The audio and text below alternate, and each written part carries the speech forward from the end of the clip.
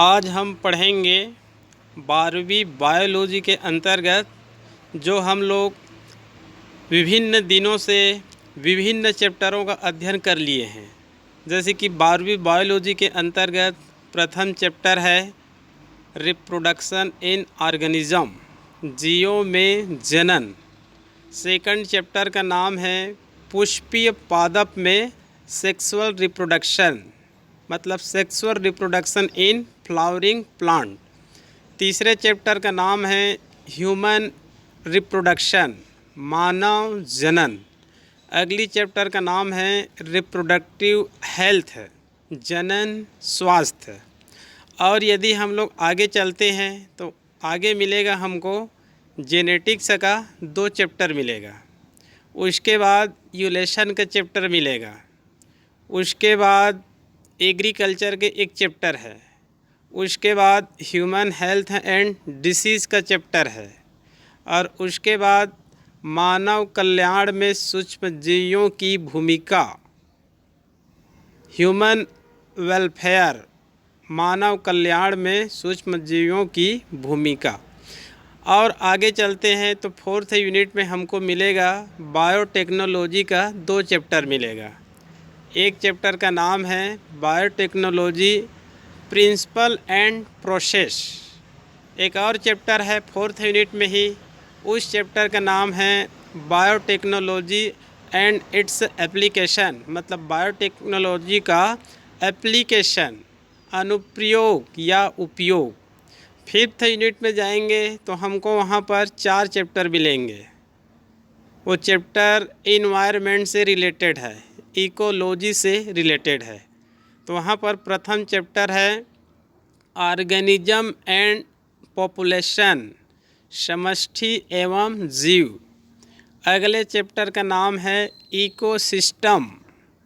एक और चैप्टर है, उसका नाम है बायोडाइवर्सिटी एंड इट्स कंजर्वेशन, जैव विविधता और उनका संरक्षण। और जो लास्ट चैप्टर है उस चैप्टर का नाम क्या है, इन्वायरमेंटल इशू, मतलब पर्यावरणीय मुद्दे। तो लगभग हम लोग अधिकांश चैप्टरों का थ्योरिकल अध्ययन कर लिए हैं। तो हम लोग यहाँ पर विशेष रूप से हम लोग किसका अध्ययन करेंगे, ऑब्जेक्टिव क्वेश्चन का अध्ययन करेंगे। क्योंकि यदि आप नीट का एग्ज़ाम दिलाना चाहते हैं, नीट का आप तैयारी कर रहे हैं, तो आपको सामान्य थ्योरिकल के साथ में जो विभिन्न 15 वर्षों में, 20 वर्षों में, 25 वर्षों में जो विभिन्न राज्यों में जो एग्ज़ाम हुए हैं, अभी 2-3 सालों से नीट का एग्ज़ाम हो रहा है। अब अलग अलग राज्यों में अलग अलग मेडिकल की एंट्रेंस एग्ज़ाम नहीं होती है। अब पूरे भारत में एम्स सहित नीट का एग्ज़ाम होता है। तो आपको नीट जैसे बड़ी कंपटीशन परीक्षा में यदि आपको पार पाना है, आपको बिना ड्रॉप किए अधिक से अधिक अंक लाना है 12वीं बायोलॉजी के बाद, या फिर 12वीं बायोलॉजी में रहते हुए नीट में आप अधिकतम अंक लाना चाहते हैं, तो आपको कम से कम 20-25 वर्षों का जो विभिन्न वर्षों में जो क्वेश्चन आए हुए उन क्वेश्चनों को आपको सॉल्व करना पड़ेगा। तो पहले थ्योरी अध्ययन करते हैं और उसके बाद ऑब्जेक्टिव का अध्ययन करते हैं। केवल आप थ्योरी का ही अध्ययन करेंगे, यदि आप प्रैक्टिस वर्क नहीं करेंगे तो बड़ी दिक्कत जाएगा। तो आप जैसे ही उस चैप्टर का पढ़ाई करते हैं, उसके बाद कहना चाहिए आपको उस चैप्टर में जितने भी या अधिक से अधिक ऑब्जेक्टिव क्वेश्चन का हल आपको करना चाहिए। तभी आपका कहना चाहिए उस चैप्टर में आपका पकड़ बहुत अधिक बन जाएगा। क्योंकि हम लोग ये देखते हैं कि थ्योरिकल में तो पढ़े रहते हैं, लेकिन जब ऑब्जेक्टिव क्वेश्चन उसी चैप्टर से देखते हैं तो हमको पता चलता है कि ये हमारे पुस्तक में तो है ही नहीं है। तो इसके लिए आपको विस्तृत अध्ययन करना पड़ता है। कई अलग अलग राइटर के पुस्तकों का अध्ययन करना पड़ता है, रेफरेंस बुक का भी कभी कभार अध्ययन करना पड़ता है। तभी आपकी कहना चाहिए विषय में पकड़ अच्छी से बन पाएगी, अन्यथा नहीं बन पाएगा। ठीक है, तो यहाँ पर हम लोग देखते हैं मेरे द्वारा विभिन्न समय समय में अपने जो 12वीं के स्टूडेंट्स हैं, जो नीट की तैयारी करने वाले स्टूडेंट्स हैं, उनका मैं टेस्ट लेते रहता हूँ। ये टेस्ट मैं स्वयं बनाया हूँ। उस लिंक के माध्यम से आपके लिए मैं यूट्यूब में ऑब्जेक्टिव क्वेश्चन को हल कराने का प्रयास कर रहा हूँ, जो नीट के छात्रों के लिए बहुत ही उपयोगी है। ठीक है जी। तो यहाँ पर प्रथम क्वेश्चन है, क्रिप्टोक्रिटिज्म मनुष्य में कौन सी अवस्था है? क्रिप्टोक्रिटिज्म मनुष्य में कौन सी अवस्था है? तो यहाँ पर 4 ऑप्शन दिया गया है। 4 ऑप्शन में पहला ऑप्शन है जब टेस्टिस सैक में 2 टेस्टिस होते हैं, ये भी गलत है। जब टेस्टिक सैक में नहीं आ पाते हैं, ये उत्तर सही है। तीसरे ऑप्शन में है जब टेस्टिस सैक में बड़े हो जाते हैं, ये उत्तर गलत है। जब टेस्टिस ही नहीं होते हैं, ये भी ऑप्शन गलत है। तो यहाँ पर उत्तर क्या आ जाएगा? बी, मतलब जब टेस्टिक सैक में नहीं आ पाते हैं। आप लोगों को पता होगा मेन में, नर में एक जोड़ी टेस्टिस होते हैं। ये टेस्टिस कहाँ पाए जाते हैं? हमारे उदर गुहा के नीचे जो टेस्टिस सैक होती है, इसको स्क्रोटम सैक भी कहा जाता है। इसी स्क्रोटम सैक या फिर टेस्टिक सैक में ही पाए जाते हैं, क्योंकि ये माना जाता है टेस्टिक सैक में पाए जाने का मुख्य कारण यह होता है कि टेस्टिस सैक में यहाँ पर हमारे शरीर का जो सामान्य टेम्परेचर होता है 37 डिग्री सेल्सियस होता है, वहाँ पर 1 से 2 डिग्री सेल्सियस कम होती है। और जो शुक्राणु होते हैं 37 डिग्री सेल्सियस में जीवित नहीं रह पाते हैं। तो अतः वहाँ पर टेम्परेचर कम होती है और वहीं पर इस पर मतलब शुक्राणु जीवित होती है, जिसके कारण कहना चाहिए टेस्टिस उदर गुहा के नीचे स्क्रोटम सैक या फिर टेस्टिक सैक में पाए जाते हैं। कई बार ये देखा गया है, मान लो किसी चाइल्ड में मेल में यदि टेस्टिक सैक में नहीं आ पाते हैं, तब उस रोग को क्रिप्टोक्रिटिज्म कहा जाता है। क्लियर? उसके बाद है दूसरा क्वेश्चन है, टेस्टिस की कौन सी कोशिका टेस्टोस्टेरोन नामक हार्मोन स्रावित करती है? ये कहना चाहिए पुरुष का सेक्स हार्मोन है। पुरुष का सेक्स हार्मोन का नाम होता है एंड्रोजन या फिर टेस्टोस्टेरोन। जो एस्ट्रोजन होती है वो फीमेल की कहना चाहिए सेक्स हार्मोन होती है। तो जो एंड्रोजन होते हैं या टेस्टोस्टेरोन होते हैं वो मेल का सेक्स हार्मोन होते हैं। तो इन चारों ऑप्शनों में से आपको बताना है कि कौन सी सेल्स है जो सेक्स हार्मोन या फिर एंड्रोजन या फिर टेस्टोस्टेरोन नामक हार्मोन का सेक्रेशन करती है। तो उत्तर में है लीडिंग सेल्स। इसका दूसरा नाम होता है इंटरस्टिशियल सेल्स। इंटरस्टिशियल सेल से कहिए या फिर लीडिंग या फिर लेडिंग सेल से कहिए, ये कहना चाहिए नर के जो सेक्स हार्मोन होते हैं उनके सेक्रेशन करते हैं। ये लीडिंग सेल से कहाँ पाई जाती है? टेस्टिस में पाई जाती है। आप लोगों को पता होगा टेस्टिस में 2 मुख्य रूप से सेल्स पाई जाती है, एक होती है लीडिंग सेल्स और दूसरा होता है सर्टोली सेल्स। सर्टोली सेल्स का कार्य होता है शुक्राणुओं को पोषण प्रदान करना। शुक्राणुओं को पोषण प्रदान करना। एक दूसरा भी कार्य उसका बताया जाता है, रक्षक के रूप में भी कार्य कर सकती है। क्लियर? अगला क्वेश्चन है, स्पर्म का एक्रोसोम निर्मित होता है। इसके लिए आप लोगों को स्पर्म का नामांकित चित्र देखना है। तो स्पर्म का जो अग्रभाग होता है, वैसे स्पर्म 3 भागों में बटी होती है, अग्रभाग, मध्य भाग, टेल। अग्रभाग, मध्य भाग, पश्च भाग को हम लोग टेल कह सकते हैं। तो उनका जो अग्रभाग होता है, अग्रभाग में सबसे ऊपर में कहना चाहिए एक्रोसोम होती है। एक्रोसोम के नीचे में क्या होती है? न्यूक्लियस होती है। तो यहाँ पर क्वेश्चन ये है कि ओक्रोसोम किससे निर्मित होता है? तो एक्रोसोम निर्मित होता है गोल्जी बॉडी नामक ऑर्गन से। गोल्जी बॉडी नामक ऑर्गन से। और आपको पता होगा ये जो गोल्जी बॉडी होता है या जो एक्रोसोम होता है, ये फर्टिलाइजेशन के समय एक द्रव का या एक एंजाइम का कहना चाहिए सेक्रेशन करती है। उस एंजाइम को कहना चाहिए sperm lysine enzyme. Sperm lysine enzyme या फिर रासायनिक नाम होता है उसका हाइलुरोनिडेज नामक एंजाइम। हाइलुरोनिडेज नामक एंजाइम, वो कहना चाहिए अंडाणु में प्रवेश करते समय उसमें छिद्र या फिर पोर्स करने का कार्य करती है। क्लियर। उसके बाद अगला क्वेश्चन है स्पर्मेटोलियोसिस का क्या अर्थ है। स्पर्मेटोलियोसिस का क्या अर्थ है? तो स्पर्मेटोलियोसिस का क्या अर्थ होता है? स्पर्मेटोलियोसिस, इसके लिए आपको देखना पड़ेगा स्पर्म का निर्माण कैसे होता है, या फिर गैमेटोजेनेसिस। गैमेटोजेनेसिस कहना चाहिए दो भागों में बांट देते हैं, एक होता है स्पर्मेटोजेनेसिस और एक होता है ooजेनेसिस। स्पर्मेटोजेनेसिस में स्पर्म का निर्माण होगा और ooजेनेसिस में ओहम की निर्माण होती है। तो जो स्पर्मेटोजेनेसिस की क्रिया होती है वो कहना चाहिए दो चरणों में होती है। पहला होता है फॉर्मेशन ऑफ स्पर्मेटिड, मतलब स्पर्मेटिड का निर्माण होना। सेकंड होता है स्पर्मेटोलियोसिस, इसका दूसरा नाम होता है मेटामॉर्फोसिस। मतलब इसका उत्तर क्या हो जाएगा? स्पर्मेटिड का स्पर्म में रूपांतरण, स्पर्मेटिड का स्पर्म में रूपांतरण होना। ठीक है जी। पहले क्रिया होगा फॉर्मेशन ऑफ स्पर्मेटिड, मतलब स्पर्मेटिड का निर्माण होना, तो पहले चरण में हो गया। लेकिन सेकंड का चरण क्या होता है? मेटामॉर्फोसिस या फिर स्पर्मेटोलियोसिस। इसका उत्तर क्या है? स्पर्मेटिड का स्पर्म में रूपांतरण। ठीक है। इसके स्पर्मेटोजेनेसिस की क्रिया को और अच्छे से देख लेंगे, वहाँ पर पूरी तरह से समझ में आ जाएगा। क्लियर। उसके बाद है नेबेन कर्ण एक भाग है।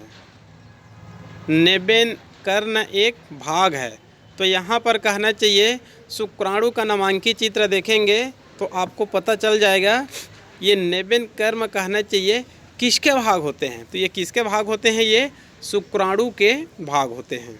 क्लियर। अगला क्वेश्चन है पोलर बॉडीज किस में बनती है? पोलर बॉडी किस में बनती है?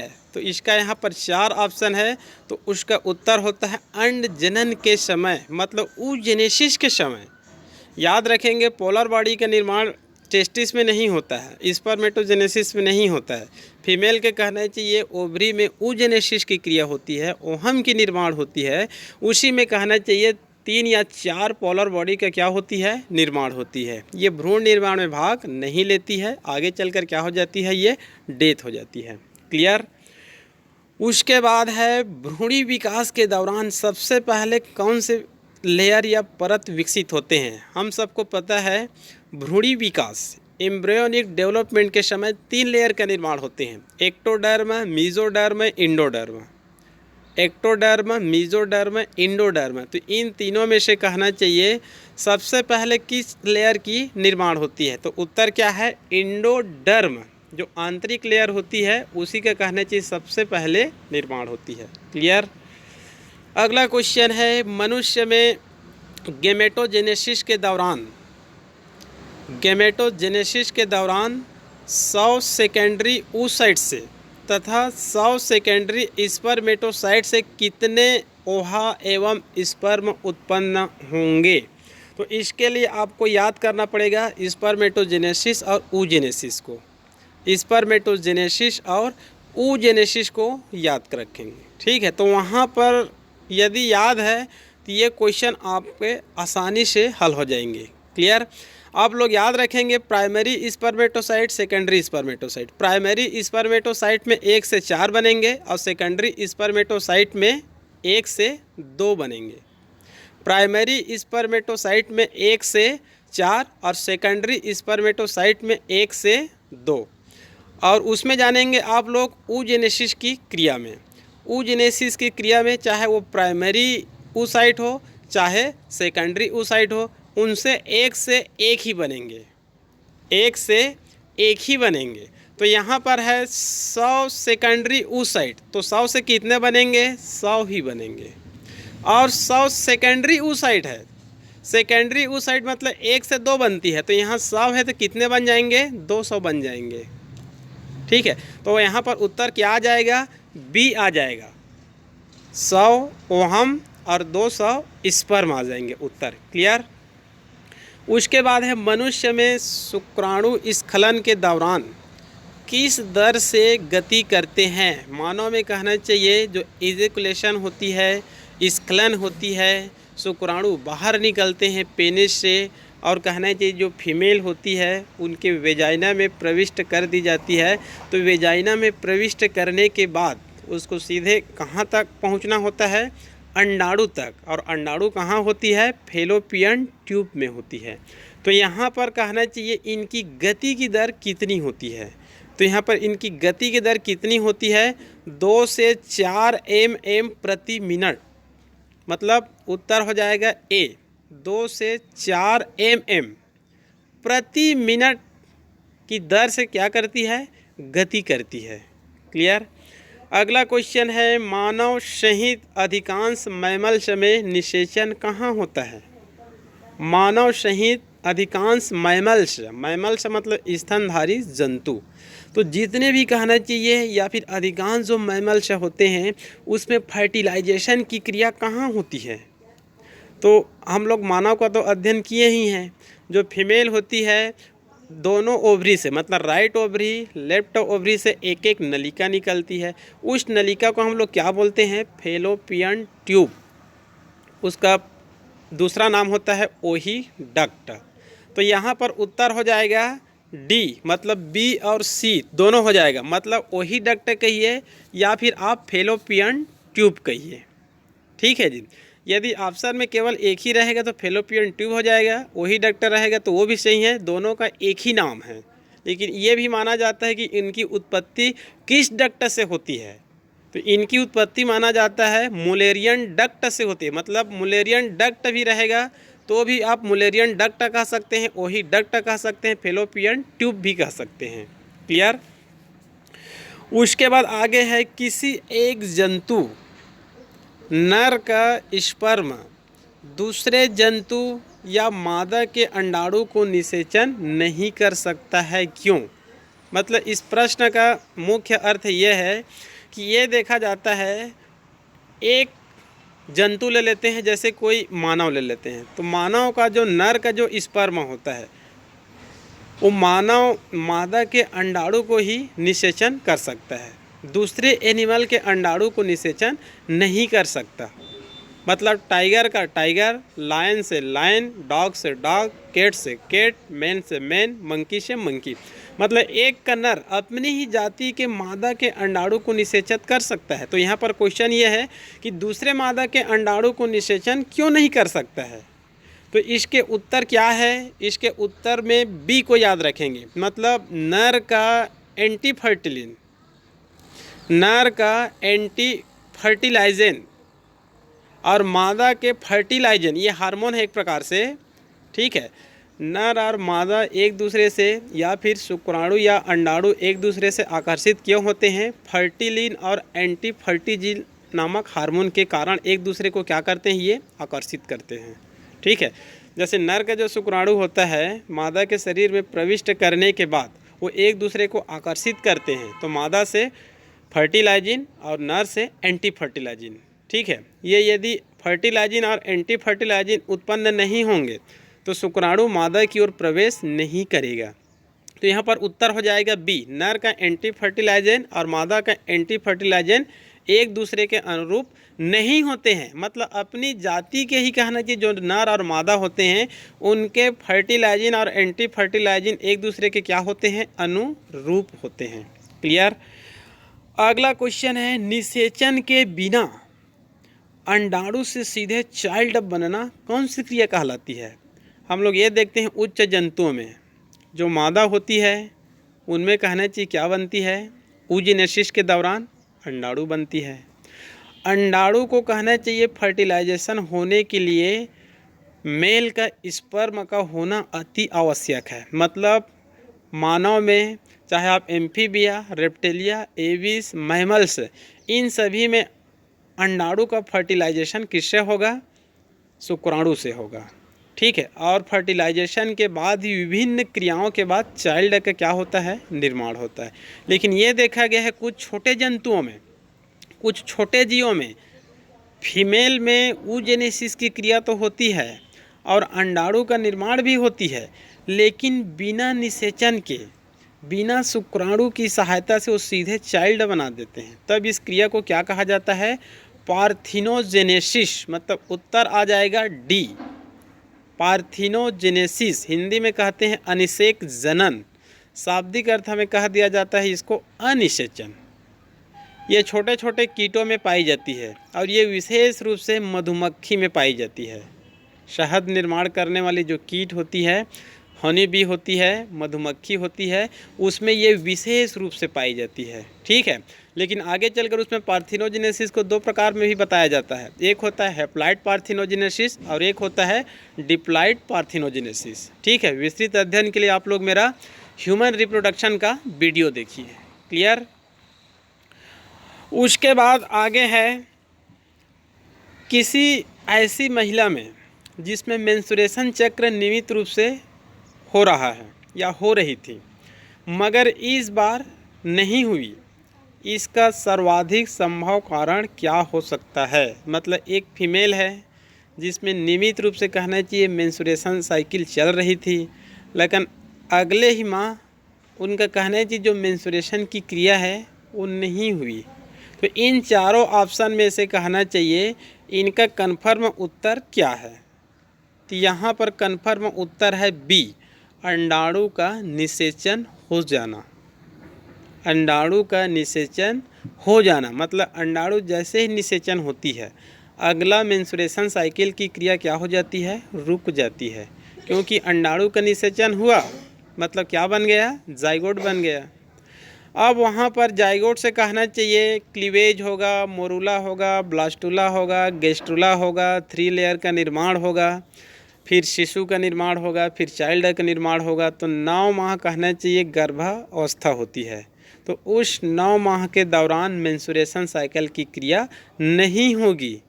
ठीक है जी, चाइल्ड बर्थ के बाद भी अगले 6 माह तक मेंस्ट्रुएशन साइकिल की क्रिया नहीं होगी। क्लियर? अगला क्वेश्चन है निषेचन किस दिशा द्वारा या किस दशा द्वारा प्रदर्शित होता है? तो यहाँ पर उत्तर हो जाएगा ए, मतलब n से 2n, n से 2n होना। इसका अर्थ यह होता है निषेचन से पहले अंडाणु क्या होता है? n होता है, शुक्राणु क्या होता है? n होता है, मतलब हैप्लॉइड होता है। जब दोनों हैप्लॉइड आपस में मिलते हैं तब क्या हो जाती है? 2n हो जाती है। तब इसको हम लोग क्या बोल देंगे? डिप्लॉइड। क्लियर? आगे है मानव में ब्लास्टोपोर भविष्य में क्या बनता है? मतलब भ्रूणी विकास के दौरान क्लीवेज होगा, मोरूला होगा, ब्लास्टुला होगा। ब्लास्टुला के दौरान कहना चाहिए ब्लास्टोपोर का निर्माण होगा। तो ये ब्लास्टोपोर कहना चाहिए आगे चलकर किस आर्गन का कहना चाहिए या भविष्य में कौन सी आर्गन बनाती है? तो यहाँ पर कहना चाहिए कन्फर्म उत्तर क्या है? एनस, मतलब गुदा। अगला क्वेश्चन है मनुष्य के अंडे, मनुष्य के अंडे मतलब ओहम, ये किस प्रकार की ओहम होती है? तो यहाँ पर ऑप्शन में है आइसोलेसिथल, टीलोलेसिथल, माइक्रोलेसिथल और सेंट्रोलेसिथल। तो यहाँ पर कहना चाहिए उत्तर है माइक्रोलेसिथल, मतलब सूक्ष्म पित्तकी। मतलब योग बहुत ज़्यादा मात्रा में नहीं पाए जाते हैं, ना मध्यम मात्रा में भी नहीं पाए जाते। ये तो माना जाता है मनुष्य की जो ओहम होती है उसमें योग नहीं पाई जाती है, अवशेषी होती है। लेकिन ये बताया गया है कि उसमें कुछ न कुछ मात्रा में होती है, बहुत ही कम मात्रा में होती है। इसी कारण कहना चाहिए मनुष्य है जो फीमेल होती है उनके कहना चाहिए ओहम को क्या माना गया है? माइक्रोलेसिथल, सूक्ष्म पित्तकी। ठीक है, इन चारों का आप लोग विस्तृत अध्ययन कर लेंगे, मेरे YouTube से ही एकदम से क्लियर हो जाएगा। ठीक है, आगे है क्लीवेज होता है। क्लीवेज होता है तो क्लीवेज किस में होगा? अंडों में, स्पर्म में, गेस्ट्रुला के बाद जाइगोट में। तो यह होता है जाइगोट में, जब अंडाणु और शुक्राणु आपस में मिलते हैं, दोनों हैप्लॉइड सेल्स आपस में मिलते हैं तब डिप्लॉइड जाइगोट का निर्माण करते हैं। तो उसके बाद डिप्लॉइड जाइगोट में कौन सी क्रिया प्रारंभ होती है? ये भ्रूणी विकास की कहना चाहिए प्रारंभिक क्रिया होती है, क्लीवेज होता है। क्लीवेज एक प्रकार से विभाजन ही होता है जिसमें कोशिका का आकार वही होती है, कोशिका की आकार वही होती है, लेकिन कोशिका की संख्या क्या होती जाती है, बढ़ती जाती है। इसी को क्या कहा जाता है, क्लीवेज कहा जाता है। क्लियर। अगला क्वेश्चन है, कोशिकी अवस्था, 16 कोशिकी अवस्था वाला भ्रूण क्या कहलाता है जब क्लीवेज प्रारंभ होती है। ठीक है, तो प्रारंभ में एक डिप्लॉयड जाइगोट होती है, मतलब एक ही सेल से होती है। आप सबको पता होगा कि हमारी जीवन की शुरुआत केवल एक कोशिका से होती है, उस कोशिका को बोलते हैं जाइगोट कोशिका। ठीक है, डिप्लॉयड इस कारण बोलते हैं क्योंकि उनमें क्रोमोसोम की संख्या 46 होती है। तो जब डिवीज़न शुरू होती है, क्लीवेज शुरू होती है, तो 1 से 2, 2 से 4, 4 से 8, 8 से 16, 16 से 32 ऐसे बनती रहती है। 32 से 64, 64 से 128, और आगे चलकर इस कोशिका को क्या कह देते हैं, टिश्यू। टिश्यू से क्या बनेंगे, आर्गन। आर्गन से आर्गन सिस्टम, और विभिन्न आर्गन सिस्टम ह्यूमन बॉडी का क्या करते हैं, निर्माण करते हैं। तो क्लीवेज के दौरान 1 से 2, 2 से 4, 4 से 8, 8 से 16 बनेंगे। जब 16 बन जाएंगे तब इस अवस्था को क्या नाम दिया जाता है, तो इसका उत्तर है मोरूला। इसी कारण क्लीवेज होता है। उनके बाद अगला स्टेज होता है मोरूला। मोरूला मतलब 16 सेल्स वाली एक अवस्था है। इसको मोरूला नाम क्यों दिया गया है, क्योंकि ये कहना चाहिए एक पौधे का नाम होता है मलबेरी, एक पौधे का नाम होता है शहतूत या फिर मलबेरी। जो मलबेरी के कहने चाहिए जो फल होती है, और ये 16 कोशिकी वाली अवस्था होती है। दोनों के चित्र लगभग एक जैसे दिखाई देते हैं, जिसके कारण इसका नाम क्या दे दिया गया है, मोरूला। मोरूला के बाद अगला स्टेज क्या होता है, ब्लास्टुला। फिर अगला क्या होता है, गेस्ट्रुला। गेस्ट्रुला से 3 लेयर का निर्माण होना। क्लियर। इनके विस्तृत अध्ययन के लिए मेरे यूट्यूब चैनल का आप लोग विशेष रूप से अध्ययन कर लेंगे। ठीक है जी, NEET biology with Pramod Yadav. Clear. आगे है फ्रॉग, रेप्टेलिया या रेप्टाइल्स या फिर पक्षी, इनके अंडे कैसे होते हैं। मतलब जो फ्रॉग के अंतर्गत कहना चाहिए मेंढक ले सकते हैं, मेंढक ही है, मतलब एम्फीबिया, रेप्टेलिया और पक्षी। तो इसमें विशेष रूप से यहाँ पर ये फॉलो करते हैं रेप्टेलिया एविज को। रेप्टेलिया एविज, इनके कहना चाहिए अंडे मतलब ओहम कैसे होते हैं, तो इनके ओहम में योग की मात्रा बहुत ज़्यादा होती है। योग की मात्रा क्या होती है, बहुत ज़्यादा होती है। तो योग का क्लासिफिकेशन अलग अलग के आधार पर किया जाता है, जैसे कि योग की मात्रा के आधार पर और योग की वितरण के आधार पर। तो योग की मात्रा के आधार पर क्या होता है, उस पे मात्रा को व्यक्त किया जाता है, मतलब उनकी कितनी मात्रा है। तो ए लेसिथल, माइक्रोलेसिथल, मीजोलेसिथल, मेगालेसिथल, वो उनकी मात्रा को प्रदर्शित करते हैं। ए लेसिथल मतलब नहीं, माइक्रो मतलब कम, मीजो मतलब मध्य, मेगा या मैक्रो मतलब बहुत ज़्यादा।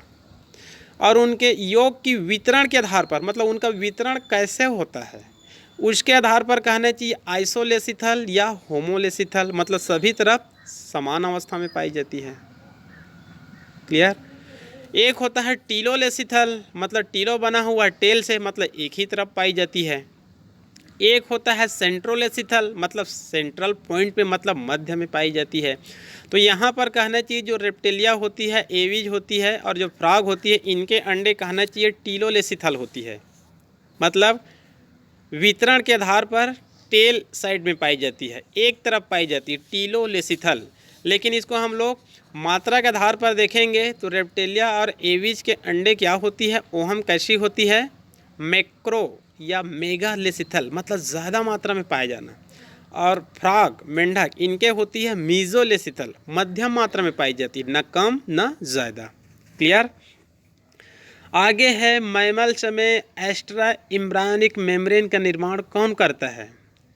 मैमल्स में एक्स्ट्रा एम्ब्रायनिक मेम्ब्रेन का निर्माण कौन करता है, आप लोग को पता होगा। मानव में कहना चाहिए एक्स्ट्रा एम्ब्रायनिक मेम्ब्रेन से पाई जाती है, मतलब अतिरिक्त भ्रूणी झिल्ली पाई जाती है। क्या पाई जाती है, अतिरिक्त भ्रूणी झिल्ली, मानव में अतिरिक्त भ्रूणी झिल्ली की संख्या 4 होती है। पहला होता है यॉर्क सैक, दूसरा होता है एमनियन, तीसरा होता है कोरियन और तीसरा होता है एलेंटोइस। ये 3 नाम तो हमको पहले से पता है, amnion, chorion, allantois. Amnion, chorion, allantois. और जो प्रथम होती है वो यॉर्क सैक, ठीक है, yolk sac extra embryonic membrane. हालांकि ये कहना चाहिए अवशेषी होती है, इनका कोई कार्य नहीं होती है, लेकिन संख्या में 4 ही गिनेंगे, yolk sac, amnion, chorion, allantois. Clear. तो यहाँ पर है मैमल्स में एक्स्ट्रा एम्ब्रायनिक मेम्ब्रेन का निर्माण कौन करता है? तो यहाँ पर उत्तर है ट्रोफोब्लास्ट। क्या है? ट्रोफोब्लास्ट ही एक्स्ट्रा एम्ब्रायनिक मेम्ब्रेन का क्या करती है? निर्माण करती है। क्लियर। अगला क्वेश्चन है, अंडों के वर्धी गोलार्ध में जो अंडे होती है, एग होती है, उसमें 2 गोलार्ध होते हैं। एक होती है वेजिटेटिव पोल और एक होती है एनिमल पोल। वर्धी गोलार्ध निष्क्रिय ध्रुव और सक्रिय ध्रुव कहा जाता है, ठीक है। तो वेजिटेटिव पोल मतलब वर्धी गोलार्ध है या फिर निष्क्रिय। एक होती है एनिमल पोल, उसको कहते हैं सक्रिय ध्रुव या सक्रिय गोलार्ध। तो क्वेश्चन यहाँ पर यह है कि अंडों के वर्धी गोलार्ध में, अंडों के वर्धी गोलार्ध में वेजिटेटिव पोल्स में क्या पाए जाते हैं? तो यहाँ पर उत्तर है यॉर्क। इनके जो वेजिटेटिव पोल रहेंगे उस क्षेत्र में यॉर्क ज़्यादा मात्रा में पाई जाती है। और इनके जो विपरीत दिशा होते हैं, एनिमल पोल, सक्रिय ध्रुव, उस दिशा में पाई जाती है साइटोप्लाज्म। उस दिशा में पाई जाती है कोशिका द्रव्य मतलब साइटोप्लाज्म। और शुक्राणु का प्रवेश भी कहना चाहिए कौन से पोल से होती है? सक्रिय ध्रुव से होती है, साइटोप्लाज्म की क्षेत्र से। मतलब वेजिटेटिव पोल जिस तरफ यॉर्क होती है उस तरफ से एंट्री नहीं करते हैं। क्लियर। अगला क्वेश्चन है, मेंढक के अंडे में क्लीवेज होता है। मेंढक के अंडे में क्लीवेज होता है। क्लीवेज मतलब एक प्रकार का विभाजन ही होता है।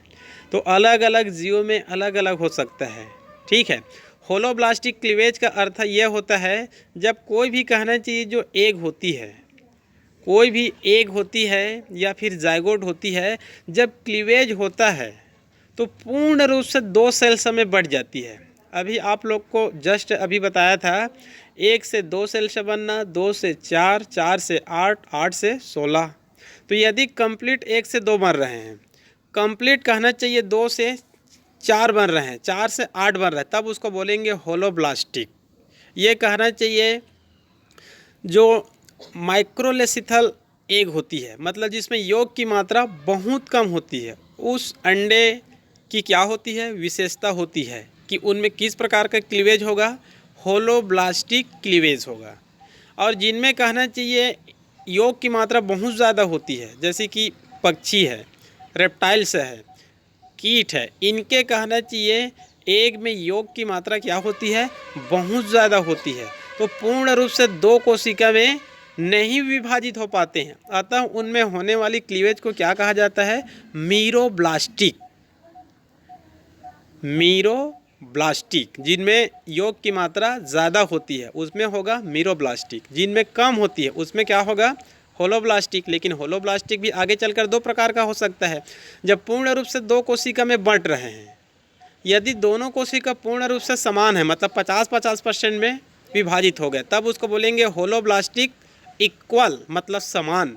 यदि 2 कोशिका में विभाजित तो हो रही है, क्लियर, लेकिन एक 60 है और एक 40 है, या एक 55 है और एक क्या है? 45 है, मतलब 2 समान नहीं है, कुछ न कुछ अंतर है, तब उसको क्या बोलेंगे? Holoblastic unequal.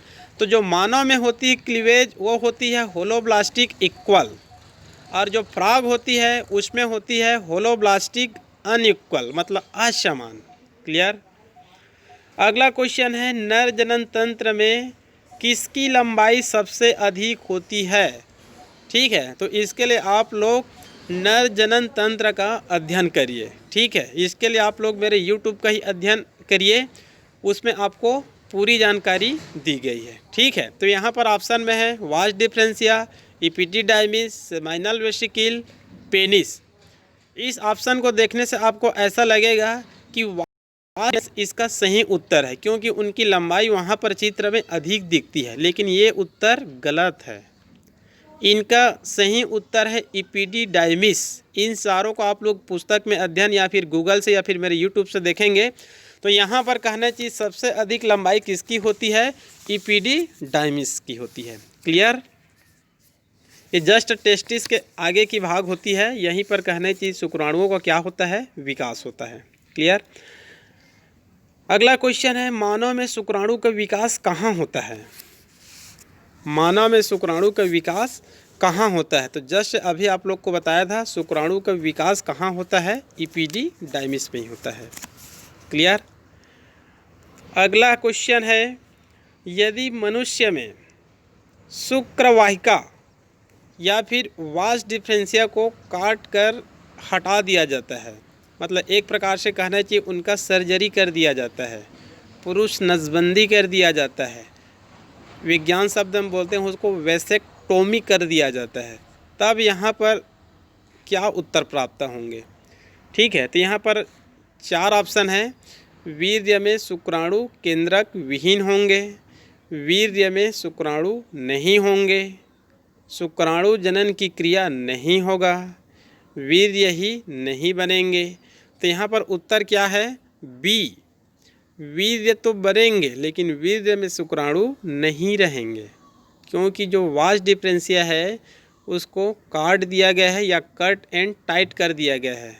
ठीक है जी, तो वीर्य में शुक्राणु नहीं होंगे, उत्तर बी। अगला क्वेश्चन है नर और मादा अंग में किसको समान कह सकते हैं।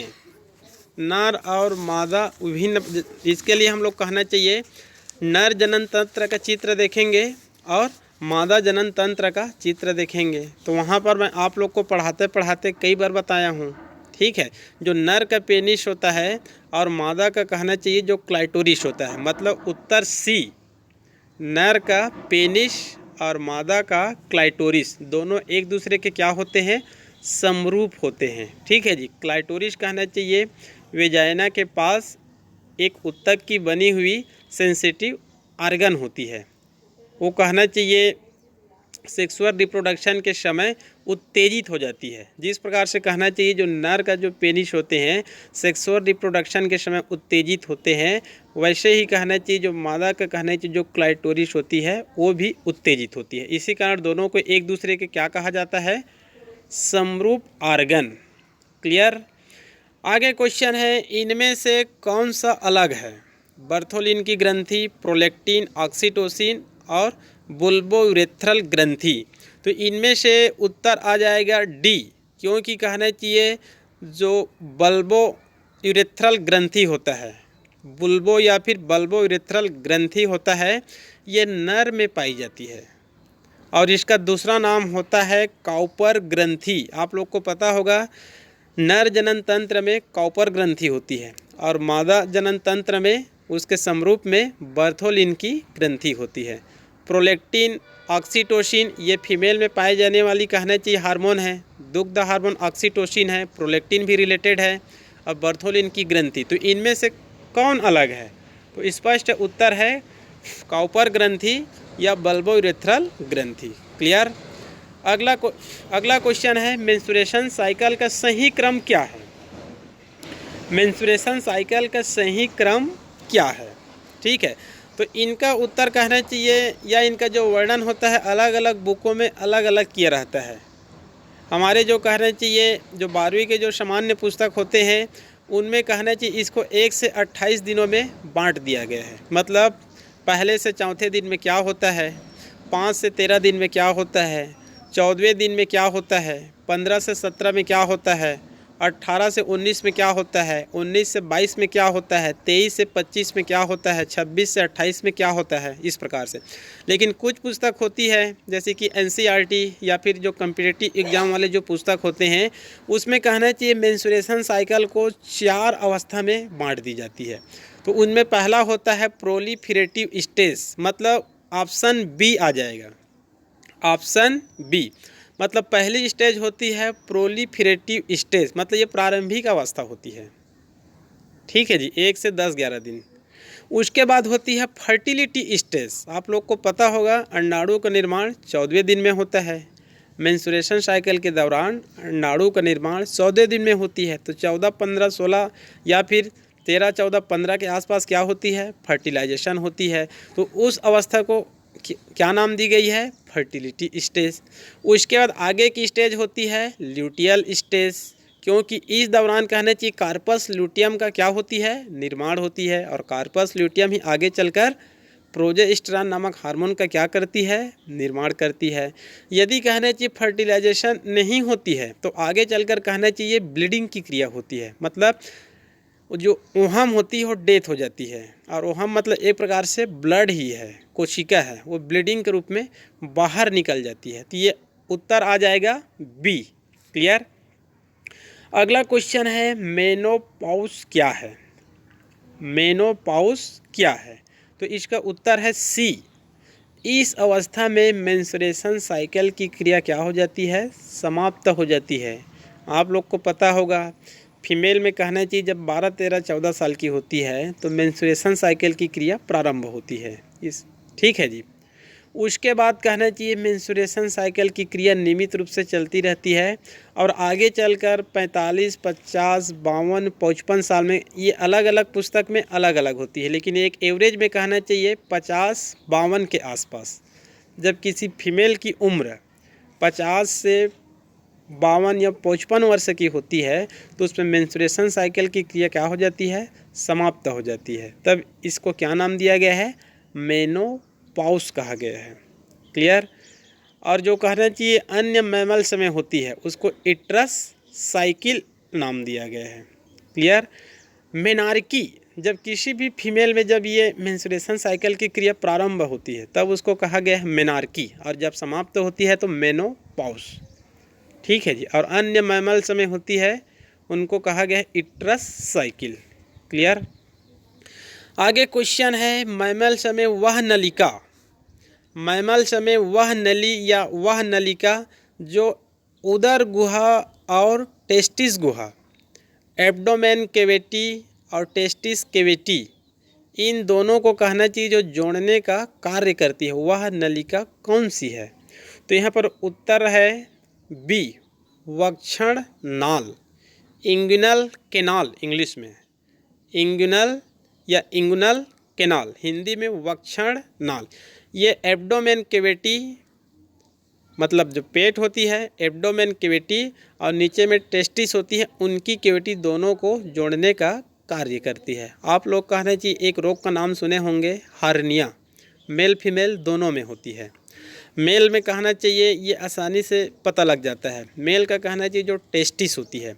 यदि कहना चाहिए किसी मेल में हार्निया होती है, यदि राइट साइड में होती है तो उनका जो टेस्टिस होता है वो सामान्य से कहना चाहिए नीचे चली जाती है।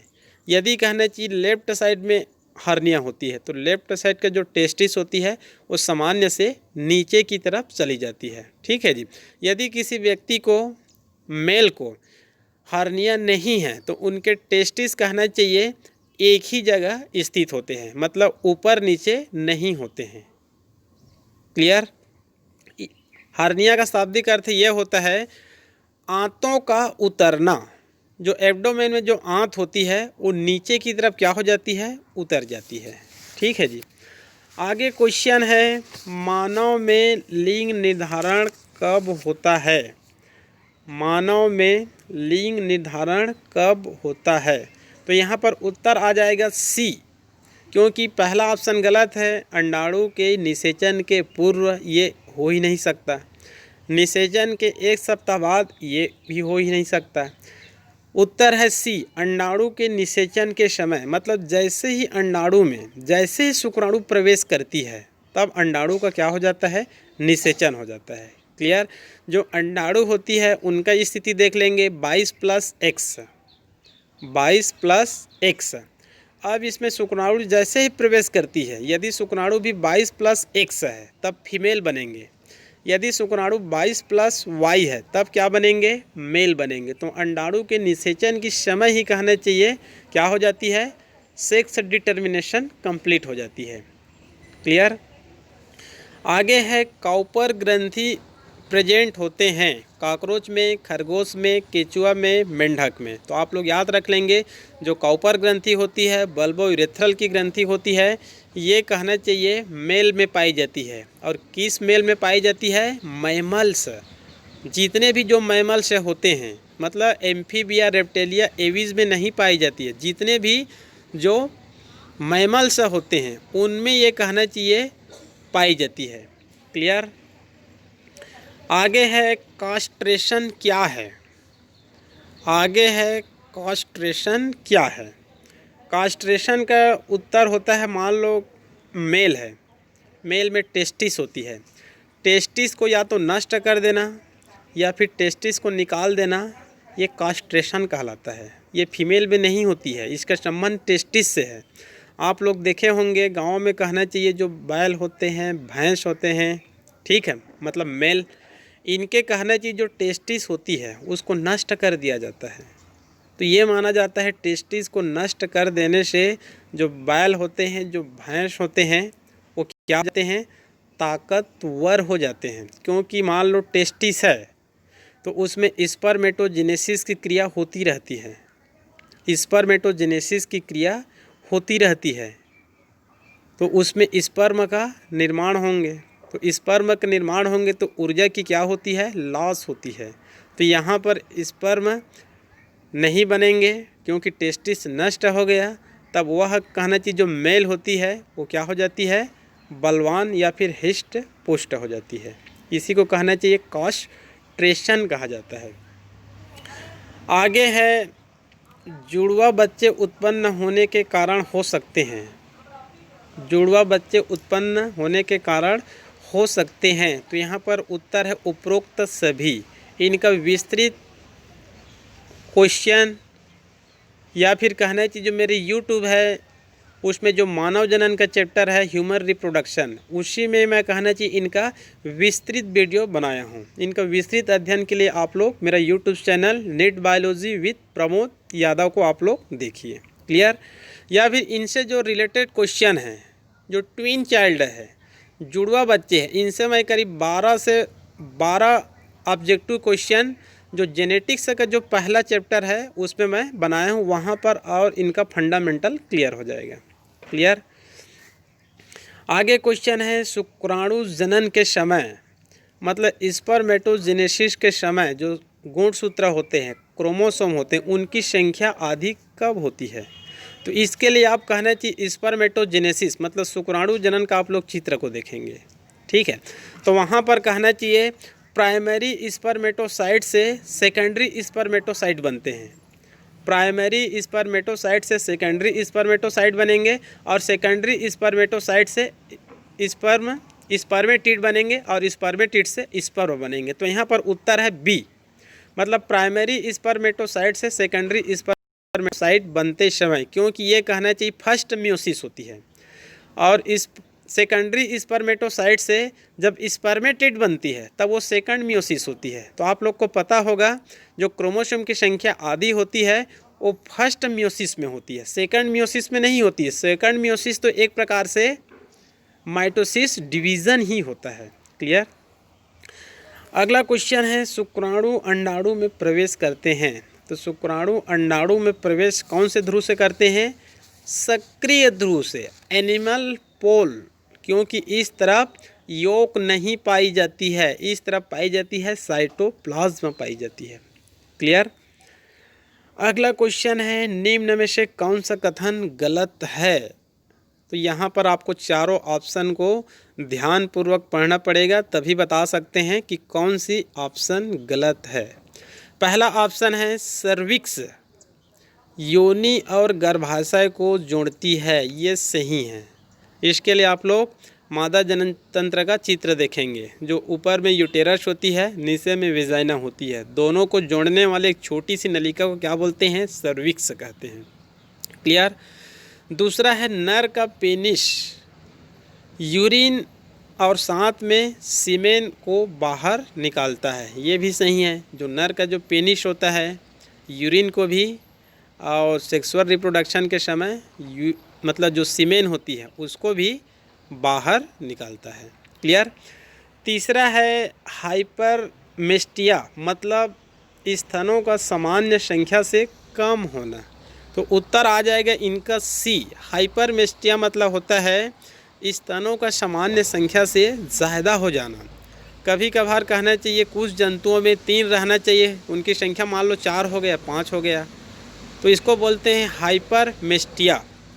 इसी में कहना चाहिए नर का मैमरी ग्लैंड एक अवशेषी अंग है, ये सही है, जबकि यह मादा में मिल्क सेक्रेशन का कार्य करती है, ये भी सही है। तो यहाँ पर उत्तर क्या है? सी, हाइपरमेस्टिया। यहाँ पर यह उत्तर गलत है। ठीक है, मतलब उत्तर को मानेंगे सी। आगे है मानव के सेमाइनल वेसिकल द्रव में क्या क्या होते हैं। मानव को कहना चाहिए जो सेमाइनल वेसिकल होती है उसमें कहना चाहिए जो द्रव बनती है उसको सेमाइनल द्रव बोलेंगे। तो इसमें क्या क्या प्रेजेंट होते हैं। ठीक है, तो यहाँ पर चारों ऑप्शन को देखना पड़ेगा, लेकिन चारों ऑप्शन में उत्तर है ए। इसमें माल्टोज भी होती है, फ्रुक्टोज भी होती है, कैल्शियम भी होती है और कुछ एंजाइम भी होते हैं। इसको आपको ऐसे पता करना है जैसे बी में दिख रहा है एंजाइम नहीं है। ठीक है, सी में भी कहना चाहिए एंजाइम नहीं लिखा गया है, डी में कहना चाहिए सुक्रोज, माल्टोज और कैल्शियम नहीं है, तो इसमें कार्बोहाइड्रेट के रूप में कहना चाहिए माल्टोज और फ्रुक्टोज पाए जाते हैं। ठीक है, और इसमें कुछ कैल्शियम भी पाए जाते हैं और कुछ एंजाइम भी पाए जाते हैं। ये मतलब एक प्रकार से ये महत्वपूर्ण होते हैं। आगे है शुक्राणु के एक्रोसोम में पाया जाता है। शुक्राणु के अभी आप लोग को बताया था, शुक्राणु होती है उनके जो अग्रभाग होते हैं उसको एक्रोसोम कहते हैं। एक्रोसोम गोल्जी बॉडी नामक ऑर्गन से बनी होती है। क्लियर। तो इसमें हाइड्रोलाइटिक एंजाइम और हाइलोरोनिडेज एंजाइम और स्पर्मलाइसिन एंजाइम, मतलब उपरोक्त सभी उन तीनों को कहना चाहिए एक ही है, नाम अलग अलग यहाँ पर दिया गया है। ठीक है, एक्रोसोम से जो एंजाइम सेक्रेशन होती है उसको सामान्य शब्द में हाइड्रोलाइटिक एंजाइम कह दिया जाता है या फिर स्पर्मलाइसिन एंजाइम कह दिया जाता है, लेकिन इसका रासायनिक नाम क्या होता है? हाइलोरोनिडेज नामक एंजाइम। तो उपरोक्त सभी। आगे है एक स्पर्मेटोसाइट से कितने स्पर्म बनेंगे? एक सेकेंडरी स्पर्मेटोसाइट से कितने स्पर्म बनेंगे? तो आप लोग को मैं शुरू में ही बताया था, इसके लिए स्पर्मेटोजेनेसिस की क्रिया को देखते हैं। तो वहाँ पर कहना चाहिए यदि एक प्राइमरी स्पर्मेटोसाइट रहेंगे तो 1 से 4 बनेंगे। यदि सेकेंडरी स्पर्मेटोसाइट है तो 1 से कितना बनेंगे? 2 बनेंगे। क्लियर। और oogenesis में याद रखेंगे चाहे oocyte प्राइमरी हो चाहे सेकेंडरी हो उसमें 1 से 1 ही बनेंगे, 1 से 1 ही बनेंगे। और इसमें याद रखेंगे प्राइमरी स्पर्मेटोसाइट है, प्राइमरी आया मतलब 1 से 4 और सेकेंडरी स्पर्मेटोसाइट आया मतलब 1 से 2। क्लियर। आगे क्वेश्चन है गर्भधारण को बनाए रखने के लिए कौन हार्मोन आवश्यक है? तो ये देखा गया है गर्भधारण को बनाए रखने के लिए प्रोजेस्टेरॉन नामक हार्मोन अति आवश्यक होते हैं। इनका निर्माण होता है कार्पस लुटियम से। इनका निर्माण होता है कार्पस लुटियम से और कार्पस लुटियम का निर्माण ओवरी में ही होती है। मेंस्ट्रुएशन साइकिल के दौरान 16, 17, 18वें दिनों में बनती है। यदि अंडाणु का निषेचन होगा तो ये 5, 6, 7 माह तक सक्रिय होती है कार्पस लुटियम, और यदि कहना चाहिए अंडाणु का निषेचन नहीं होती है तो ब्लीडिंग के साथ में वो भी नष्ट हो जाती है। क्लियर। यदि कहना चाहिए फर्टिलाइजेशन की क्रिया हुई तो कार्पस लुटियम सक्रिय हो जाती है और प्रोजेस्टेरॉन नामक हार्मोन का क्या करती है? निर्माण करती है। तो गर्भधारण अवस्था को बनाए रखने के लिए प्रोजेस्टेरॉन नामक हार्मोन अति आवश्यक है। यदि बीच में ही कहना चाहिए इनकी कमी हो जाती है तो नेचुरली रूप से कहना चाहिए गर्भावस्था क्या हो जाती है? समाप्त हो जाती है। क्लियर। लेकिन ये माना जाता है 6वें 7वें माह के बाद ये समाप्त हो जाती है, क्योंकि इनका जो कार्य होता है वो रिलैक्सिन हार्मोन मतलब प्लेसेंटा से होती है। ठीक है।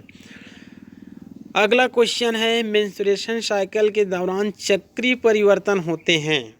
ठीक है, तो मेंस्ट्रुएशन साइकिल के दौरान मुख्य रूप से किसमें परिवर्तन होते हैं? एंडोमेट्रियम लेयर, ये गर्भाशय की दीवार होती है। ये किसकी दीवार होती है? गर्भाशय की दीवार होती है, एंडोमेट्रियम। तो इसी में कहना चाहिए चक्रीय परिवर्तन होते रहते हैं। मतलब ब्लीडिंग के समय जब ब्लड निकलती है तो ये एंडोमेट्रियम में कहना चाहिए हल्का सा उसमें खरोच आ जाते हैं ब्लीडिंग के साथ में।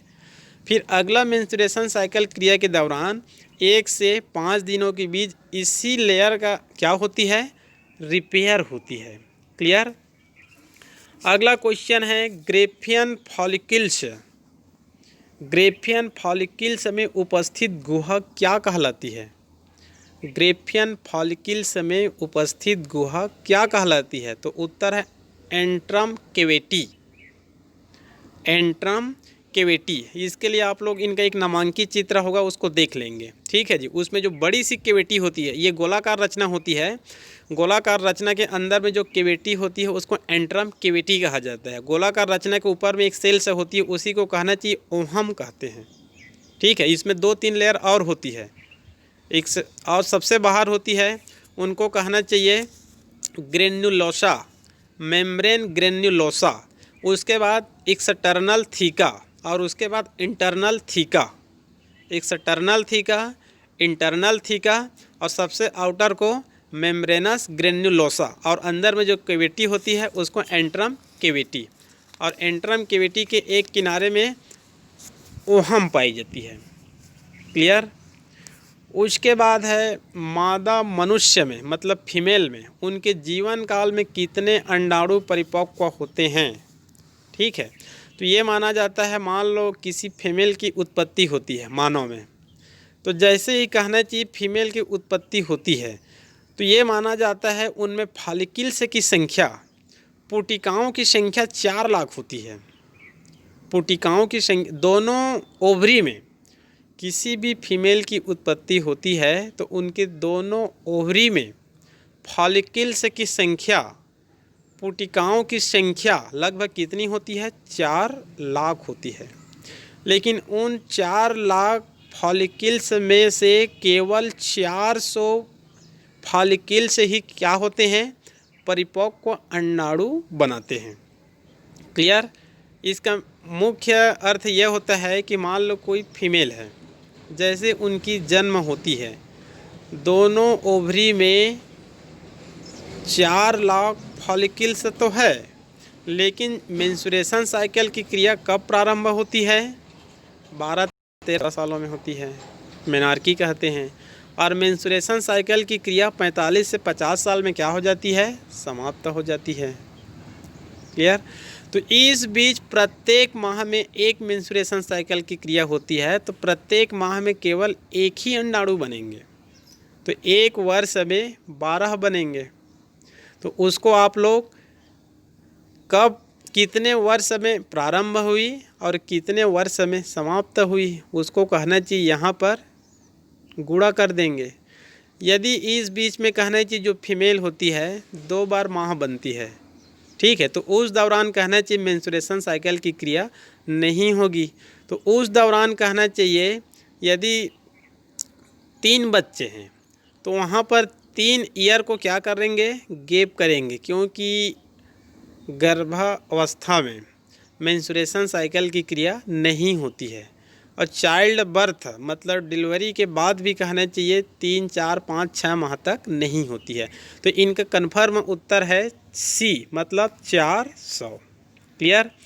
अगला क्वेश्चन है, मेंस्ट्रुएशन प्रारंभ होने के दिन से मादा में गर्भधारण के अनुकूलतम दिन है। तो इनका कन्फर्म उत्तर है 14वें दिन, क्योंकि 14 डेज में ही कहना चाहिए अंडाणु की क्या होती है? निर्माण होती है। तो उसी दौरान कहना चाहिए जब सेक्सुअल रिप्रोडक्शन होती है, तो उसी दौरान सेक्सुअल रिप्रोडक्शन होती है, तो 14वें दिन के आसपास ही कहना चाहिए क्या होती है? गर्भधारण की उपयुक्त परिस्थितियां होती है। हालांकि ये कहना चाहिए 11वें से 18वें दिन होती है, लेकिन यहाँ पर आपको कन्फर्म एक उत्तर देना है, तो ये उत्तर आ जाएगा 14 डेज, मतलब बी। आगे है कैपिसिएशन, कैपिसिएशन या कैपिसिटेशन किसमें बदलाव होने को बताता है? ठीक है, तो इनका उत्तर है बी, मतलब जो शुक्राणु होती है, जो स्पर्म होती है, जब अंडाणु में प्रवेश करती है उसी को हम लोग बोलते हैं फर्टिलाइजेशन। तो शुक्राणु का जो अग्रभाग होती है उसको बोलते हैं एक्रोसोम। एक्रोसोम स्पर्म लाइसिन या हाइलुरोनिडेज नामक एंजाइम का क्या करती है? सेक्रेशन करती है। ठीक है, ये हाइलुरोनिडेज नामक एंजाइम की सहायता से अंडाणु में छिद्र करती है। छिद्र तो छोटी है लेकिन शुक्राणु की आकार क्या है? बड़ी है। तो यहाँ पर शुक्राणु अंडाणु में प्रवेश करते समय, शुक्राणु अंडाणु में प्रवेश करते समय अपने आकार में मतलब मॉर्फोलॉजिकल और कुछ फिजियोलॉजिकल चेंजेज लाती है। शुक्राणु अंडाणु में प्रवेश करते समय कुछ फिजियोलॉजिकल और कुछ मॉर्फोलॉजिकल चेंजेज लाती है, तो उसी को कहा जाता है कैपिसिटेशन। मतलब निषेचन के पूर्व, अभी उसमें प्रवेश नहीं किया है तो निषेचन के पूर्व ही कहेंगे। निषेचन के पूर्व शुक्राणु अंडाणु में प्रवेश करते समय अपने आकार और कुछ मतलब मॉर्फोलॉजिकल चेंजेज और फिजियोलॉजिकल चेंजेज लाते हैं और शुक्राणु अंडाणु के अंदर प्रविष्ट कर जाते हैं। और उनके प्रविष्ट होने के बाद कहना चाहिए अंडाणु में जो छिद्र हुई रहती है वो क्या हो जाती है? क्लोज हो जाती है, मतलब बंद हो जाती है और दूसरा शुक्राणु उसमें प्रवेश नहीं कर सकती है। क्लियर? तो ये हो गया आप लोगों का ह्यूमन रिप्रोडक्शन, मतलब जो मानव जनन का चैप्टर है उसके अंतर्गत ये विभिन्न वर्षों में या फिर मेरे द्वारा जो बनाए गए जो नीट लेवल का जो क्वेश्चन है उनका यहाँ पर मैं आप लोगों के लिए जो विशेष रूप से नीट का तैयारी कर रहे हैं उन छात्रों के लिए मैं वीडियो बनाया हूँ। ठीक है, तो आप लोग कहना चाहिए नीट का विशेष रूप से कहना चाहिए आप लोग तैयारी कर रहे हैं तो आप लोग मेरे जो यूट्यूब चैनल है NEET biology with Pramod Yadav, NEET biology with Pramod Yadav, इसको आप लोग ज़रूर सब्सक्राइब से करिए और अपने जो मित्र हैं उनको कहना चाहिए सब्सक्राइब से कराने का कष्ट करें, क्योंकि ये वीडियो आप देखेंगे तो मुझे उम्मीद ही नहीं पूर्ण विश्वास है आपका 12वीं बायोलॉजी में भी नंबर विशेष रूप से 95 के आसपास आएंगे और आपका जो नीट लेवल का जो क्वेश्चन है उनको आप 11वीं और 12वीं में रहते ही 100% फ्री आप लोग अध्ययन कर सकते हैं। क्लियर? इसके बाद कहना चाहिए जो ह्यूमन रिप्रोडक्शन है उनका मेरे पास अभी और कुछ ऑब्जेक्टिव क्वेश्चन है, उनका भी मैं अगला वीडियो बनाऊंगा और मेरे जो यूट्यूब चैनल है NEET biology with Pramod Yadav उसमें मैं लगातार अपलोड करता रहूंगा। आप लोग अधिक से अधिक वीडियो को गहराई से देखिए और आपको यदि कहीं पर भी कोई डाउट है, यदि कहीं पर भी आपको कोई दिक्कत है तो मेरे कहने चाहिए जो यूट्यूब चैनल है NEET biology with Pramod Yadav उसमें कमेंट समय आप लोग ज़रूर भेजें। ठीक है जी, तब तक के लिए ओके।